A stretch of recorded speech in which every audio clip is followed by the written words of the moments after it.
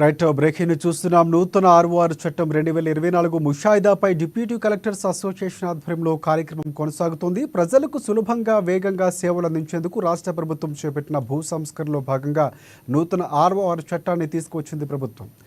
ఇప్పటికే నూతన ఆర్ఓఆర్ చట్టం 2024 ముషాయిదాను సైతం విస్తృత ప్రజాభిప్రాయం కోసం అందుబాటులో ఉంచడం జరిగింది.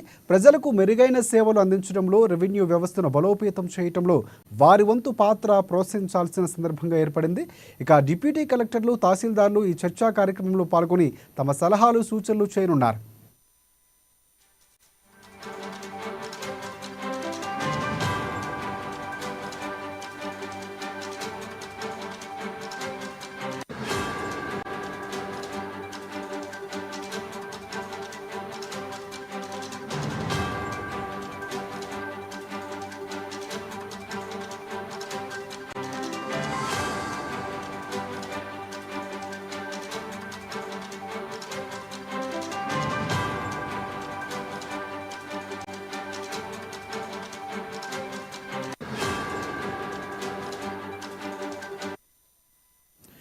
రైట్. నూతన ఆర్ఓఆర్ చట్టం 2024 ముషాయిదాపై డిప్యూటీ కలెక్టర్స్ అసోసియేషన్ ఆధ్వర్యంలో కార్యక్రమం కొనసాగుతోంది. ప్రజలకు సులభంగా, వేగంగా సేవలు అందించేందుకు రాష్ట్ర ప్రభుత్వం చేపట్టిన భూ సంస్కరణలో భాగంగా నూతన ఆర్ఓఆర్ చట్టాన్ని తేనుంది.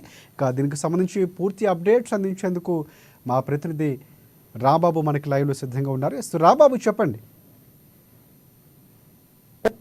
రాష్ట్ర ప్రభుత్వం తీసుకొస్తున్నటువంటి కొత్త ఆర్ఓఆర్ చట్టానికి సంబంధించి అంశం పైన డిప్యూటీ కలెక్టర్స్ అసోసియేషన్ అయితే ఈ రోజు టూరిజం ప్లాజాలో ఒక సమావేశాన్ని ఏర్పాటు చేయడం జరిగింది. ఈ యొక్క చర్చాగోష్ఠిలో వివిధ విశ్రాంత అధికారులు, రెవెన్యూలందరూ కూడా పాల్గొనడం జరిగింది. దీనిపైన తన అభిప్రాయాలను కూడా చెప్పడం జరిగింది. ఈ యొక్క కొత్త చట్టం ప్రకారం ప్రజలకు ఎలాంటి ఇబ్బంది లేకుండా ఉండే విధంగా ముందుకెళ్లాలని చెప్పేసి రాష్ట్ర ప్రభుత్వం యోచిస్తా ఉంది. కాబట్టి గతంలో జరిగినటువంటి ధరణి తప్పులకు సంబంధించినటువంటి అంశం మరొకసారి పునరావృతం కాకుండా ఇప్పటికే వచ్చి రాగానే ధరణి కమిటీని వేసినటువంటి పరిస్థితి. ఈ ధరణి కమిటీ ద్వారా అనేక సమస్యలు పరిష్కరించినా కానీ కొన్ని శాశ్వతంగా పరిష్కృతంగా ఉన్నటువంటి సమస్యలను కూడా పరిష్కరించాలని చెప్పి భావిస్తా ఉన్నది. 1971లో ఉన్నటువంటి భూ రికార్డుల చట్టాన్ని మార్చివేస్తూ ఇటు 2020లో గత కేసీఆర్ సర్కార్ తీసుకొచ్చినటువంటి చట్టం వల్ల, ధరణి చట్టం వల్ల అనేక ఇబ్బందులు ఎదుర్కొన్నటువంటి పరిస్థితి ఉంది. ఈ పరిస్థితులను అధిగమించేందుకు రాష్ట్ర ప్రభుత్వం కొత్త ఆర్ఓఆర్ చట్టాన్ని తీసుకురావాలని చెప్పేసి మొన్న అసెంబ్లీలో కూడా రెవెన్యూ శాఖ మంత్రి కూడా ప్రకటించినటువంటి పరిస్థితి. ఈ నేపథ్యంలోనే ఇటు ఇప్పటికే దీనిపైన పనిచేస్తున్నటువంటి ఈ యొక్క భూ నిపుణుల కమిటీకి సంబంధించినటువంటి అధికారులు కూడా కొంత దీని మీద ముసాయిదాను ఇప్పటికే డ్రాప్ చేయడం జరిగింది. ఈ యొక్క ముసాయిదాను కూడా ఇప్పటికే ప్రారంభించాలని భావిస్తున్నారు.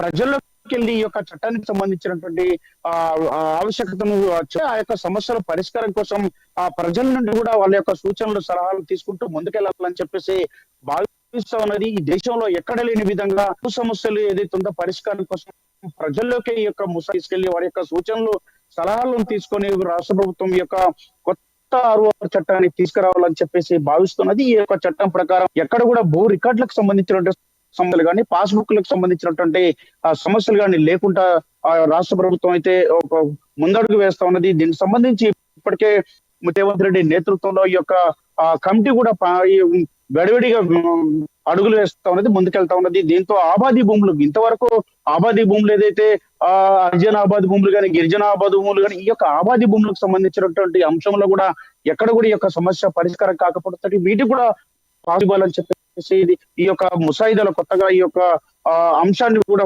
తీసుకురావడం జరిగింది. ఒక చట్టంలో ప్రధానంగా 18 ఎకరాలకు సంబంధించినటువంటి అనేక ఇప్పటికే లేనటువంటి నేపథ్యంలో తెలంగాణ ఉన్నటువంటి మొత్తం 24 భూ చట్టాలను మొత్తం కూడా తీసుకున్న